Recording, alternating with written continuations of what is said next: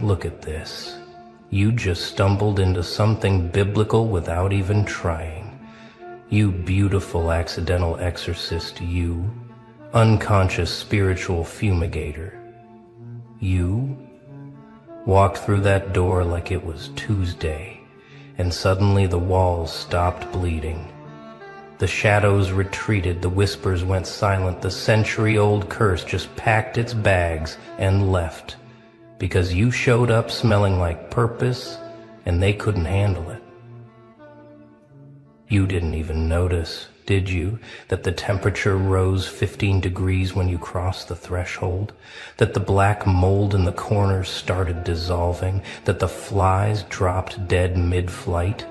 You were too busy thinking about dinner or scrolling your phone or humming that song stuck in your head, while meanwhile you just performed a spiritual genocide on entities that had lawyers in hell, filing complaints about your existence. Let me tell you what really happened when you walked through that door, because you're sitting there confused, wondering why the house feels different, why the air tastes cleaner, why your chest doesn't feel heavy anymore. You think it's coincidence. You think it's imagination. You think maybe you're just having a good day, but no, my friend. You just accidentally became the thing nightmares warn their children about. They'd been there for decades, these things, these parasites, these ancient squatters, feeding on misery, recycling trauma, brewing depression in the walls like it was their personal meth lab, generation after generation of suffering. And then you showed up, radiating something they couldn't metabolize. Something that burned their tongues when they tried to taste your energy. Something that made them realize they'd rather dissolve than deal with whatever the hell you are. You want to know why they ran, why they scattered like roaches when the light hits? Why 100 years of darkness just said nope and evacuated? Because you're not normal. You're not regular. You're not one of the sleepwalkers they usually feast on. You're something else entirely, something they don't have protocols for, something their training didn't cover. See, most people walk into haunted spaces and they negotiate, they compromise, they coexist with the darkness. They learn to live with the weight. But you didn't even acknowledge them. You walked in like you owned the deed to reality itself, and they felt it, that unshakable certainty, that unconscious authority that makes demons check their contracts twice. They tried to read you when you first entered, tried to scan your fears, your traumas, your weak points. But what they found made them sick. Where they expected wounds, they found wisdom. Where they expected fear, they found fury. Where they expected victims, they found a veteran of wars they couldn't even pronounce. And suddenly they understood. They weren't the predators anymore. You've been through hell, haven't you? Real hell. Not this theatrical haunting bullshit, but actual soul-destroying, reality-bending, identity-shattering hell. You've had your heart ripped out by humans who smiled while they did it. You've been betrayed by blood. You've been abandoned in your darkest hour, and you've survived all of it, which makes you infinitely more terrifying than any ghost story.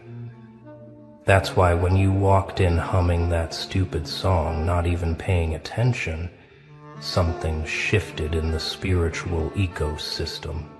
You weren't trying to cleanse anything. You weren't praying. You weren't burning sage. You were just existing at full capacity, and that was enough. That was more than enough. That was catastrophic for anything feeding on weakness. Because here's what nobody tells you about demons, about entities, about these parasitic presences. They're not actually powerful. They're just persistent. They're emotional vampires, spiritual leeches, metaphysical mosquitoes. And they survive on one thing only: the gap between who you are and who you think you are. But you close that gap without even knowing it. You integrated your shadow while making breakfast. You alchemized your trauma during your commute. You transformed your pain into power so gradually, so naturally that you didn't even notice. You'd become untouchable. And when you walked through that door carrying all that processed darkness, wearing it like armor, they took one look and knew they were outmatched.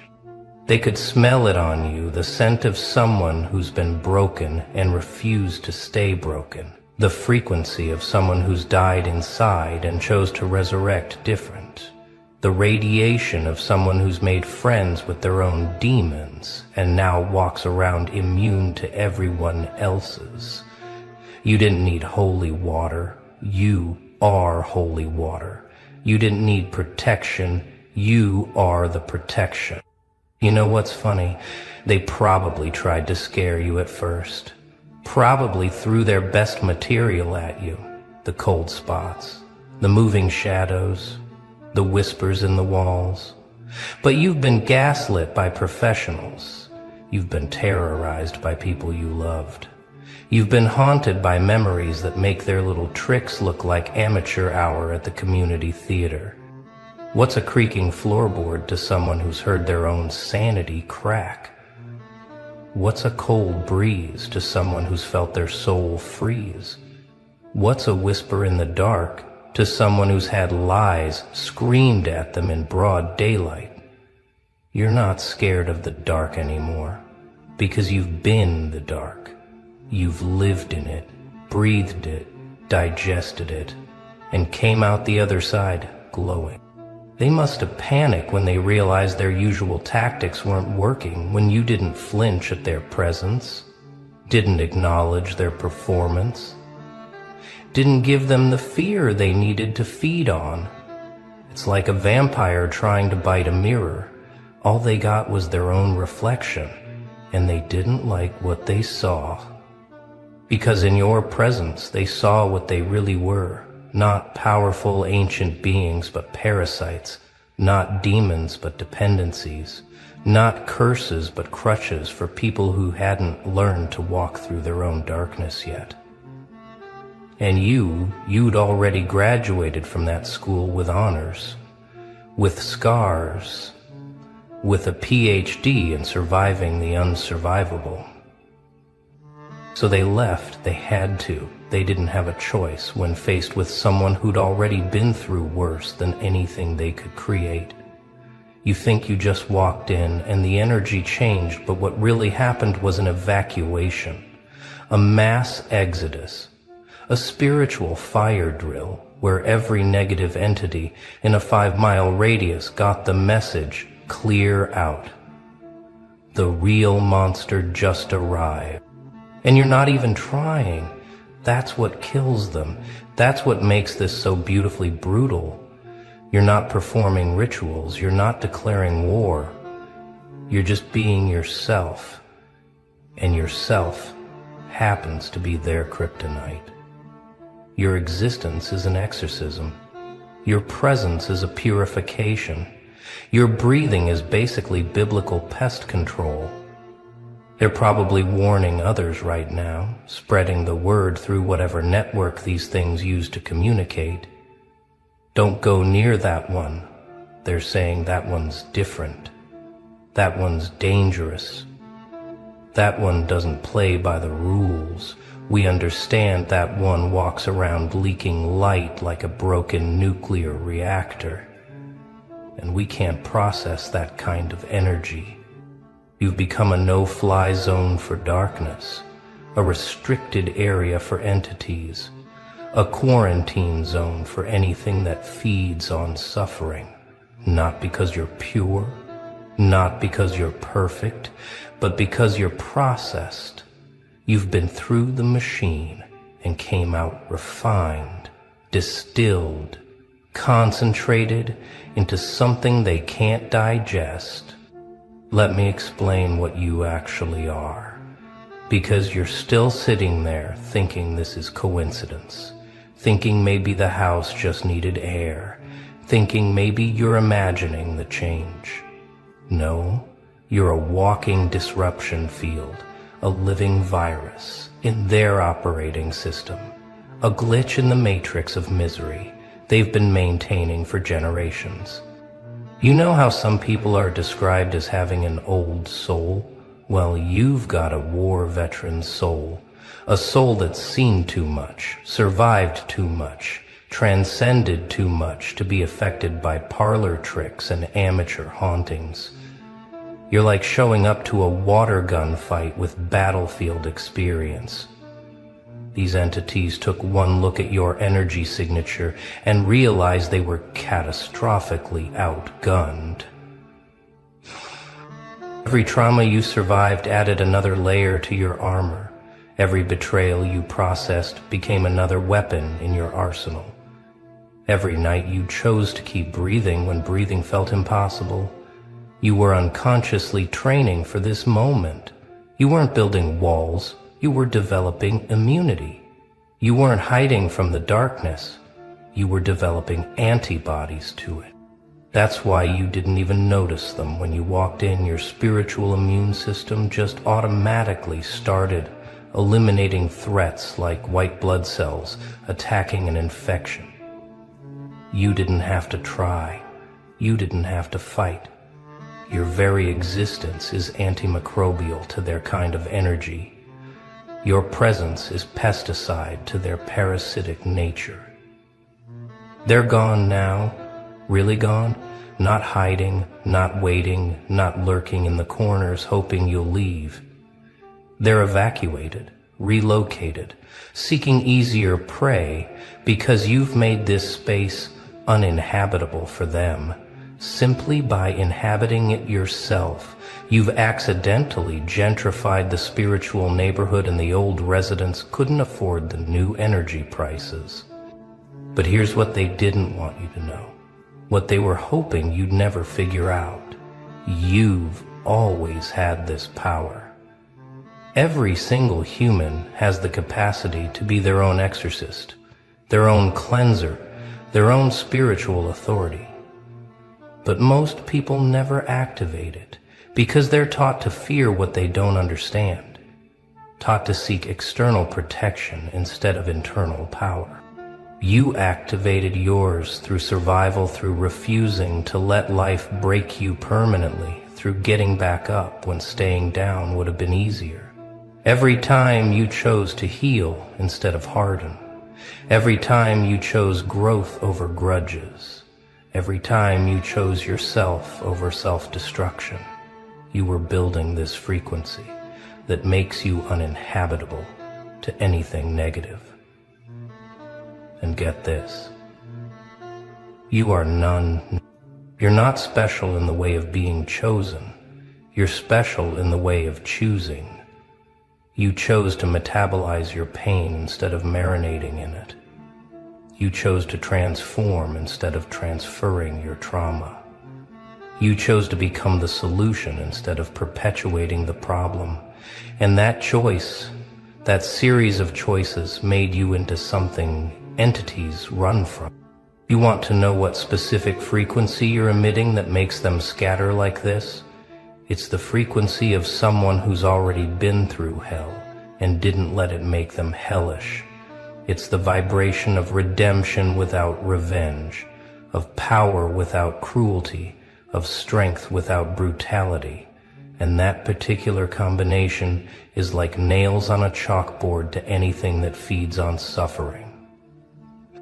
Because suffering is their food source, their fuel, their entire economic system, and you've become someone who doesn't produce it anymore. Oh, you still feel pain, you still experience difficulty, but you don't suffer. You don't marinate, you don't ferment in your troubles. You process them like a factory processes raw materials into something useful. You've become emotionally renewable, spiritually sustainable, psychologically biodegradable. Your pain doesn't stick around long enough to attract feeders. Your trauma doesn't fester long enough to become food. Your darkness doesn't stagnate long enough to become a breeding ground. And that makes you absolutely useless to them. More than useless, actually, you're actively hostile to their existence because you prove it's possible to transform. You demonstrate that their food source isn't guaranteed. You show others that pain doesn't have to equal suffering, that trauma doesn't have to equal permanent damage, that darkness doesn't have to equal residency for demons. So now you're standing in this space that feels different, feels lighter, feels like someone opened windows that were painted shut for decades. The air moves differently. The shadows fall normally. The silence isn't heavy anymore. It's just quiet. And you did all that just by being too processed to process. You reclaimed this space without even knowing it was lost. You lifted a curse you didn't know existed. You broke chains you couldn't see. You evicted tenants you never knew were there. And the beautiful, terrifying truth is, you could do this anywhere you go because you've become a walking safe zone, a mobile sanctuary, a portable purification system. This is why certain people feel better just being around you, why some spaces feel different after you've been there, why problems seem to resolve themselves in your presence. You're not healing them, you're just showing them what healed looks like. You're not fighting their demons, you're just demonstrating what it looks like when demons become irrelevant. You've accidentally become what ancient texts described but couldn't explain, what religions tried to ritualize but couldn't replicate, what mystics sought but couldn't sustain. You're just a human who processed their shit so thoroughly that unprocessed shit can't exist in your presence. You're walking therapy for the atmosphere. You're accidental alchemy for any space you enter. The entities that fled when you arrived, they're not coming back. They can't. They've been essentially evicted by your essence, evacuated by your evolution, excluded by your frequency. You've made this space uninhabitable for anything that requires darkness to survive because you brought in a kind of light that doesn't turn off. Not the blinding light of forced positivity, not the harsh light of denial, not the fake light of spiritual bypassing, but the steady light of someone who's integrated their shadow. You glow differently when you've digested your own darkness, when you've composted your own pain, when you've recycled your own trauma into growth. That's the light they couldn't handle, the light that knows the dark intimately, but chose not to live there, the light that's been through the underworld and came back with souvenirs, the light that doesn't fear shadows because it's made friends with its own. You're not bright, you're balanced, and balance is the one thing chaos can't survive around. You've become the thing that things that go bump in the night warn each other about. You're the cautionary tale in their community, the reason they check addresses twice. Now the new protocol in their haunting handbook that says, abort mission if the target has processed their trauma.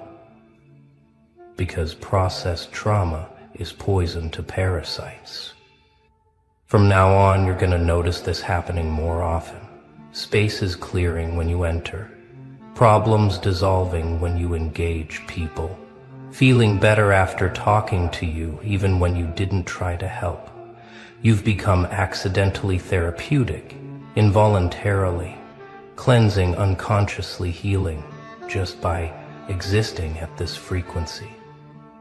You can't turn it off either. That's the thing about becoming authentic.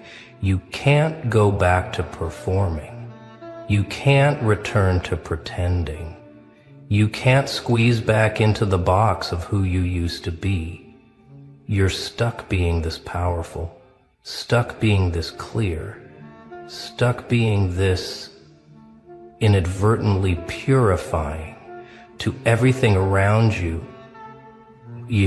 Some people are going to avoid you now, not consciously, but instinctively, the same way those entities fled. People who are committed to their suffering, who are married to their misery, who are feeding their own demons, they're going to feel uncomfortable around you because your presence asks questions their demons don't want answered. But others are going to gravitate toward you like moths to flame, not because you're trying to attract them, but because you're emitting something they need. You've become a lighthouse for people ready to process their own darkness, a beacon for those ready to evict their own demons, a signal that says transformation is possible because look, I did it without even trying. You mastered something without meaning to, something most people spend lifetimes trying to learn in ashrams and temples and retreats. You learned how to be so thoroughly yourself that nothing false can survive in your presence. You learned how to be so integrated that fragmented energies disintegrate around you. Last and ridiculous, death. Death thickened grudgingly. Death broke. Death. You had to indulge. You didn't study this, didn't practice this, didn't even believe in this, but you became this through the simple act of refusing to let life make you less than you are. Every time you chose growth over comfort, every time you chose truth over ease, every time you chose healing over hiding, you were building this immunity to darkness. Now you walk around accidentally blessing everything you touch, unconsciously consecrating every space you enter, involuntarily, sanctifying every situation you engage with. You've become holy water in human form, not because you're pure, but because you're processed, not because you're perfect, but because you're integrated. The demons that fled when you walked in, they're telling stories about you now, warning others, describing the human who walked in humming and destroyed a century of careful cultivation without even noticing. You've become a legend in their world, the accidental exorcist, the unconscious cleanser, the one who purges without trying. This is your legacy now, not what you build or achieve or accumulate, but the spaces you clean just by entering them. The energy you shift just by being present, the healing you cause just by existing. You're leaving a trail of purified spaces behind you, like breadcrumbs of light in a forest of darkness. Every room you've been in is a little bit cleaner. Every person you've met is a little bit clearer. Every situation you've touched is a little bit lighter. You're not doing this on purpose. You're just leaking light wherever you go, bleeding brightness into the world, shedding sanctity like dead skin cells. Years from now, people are going to wonder why certain spaces feel different, why certain homes have that energy, why certain places feel protected. They won't know it was you who walked through once. Maybe stayed for coffee, maybe just passed by the window, but left behind an energy signature that makes darkness think twice. You're writing history in frequencies instead of words, leaving legacies in vibrations. Instead of monuments, building cathedrals out of cleared energy instead of stone. You're the reason some spaces never get haunted again. The reason some darkness never returns. The reason some demons add addresses to their do not disturb list.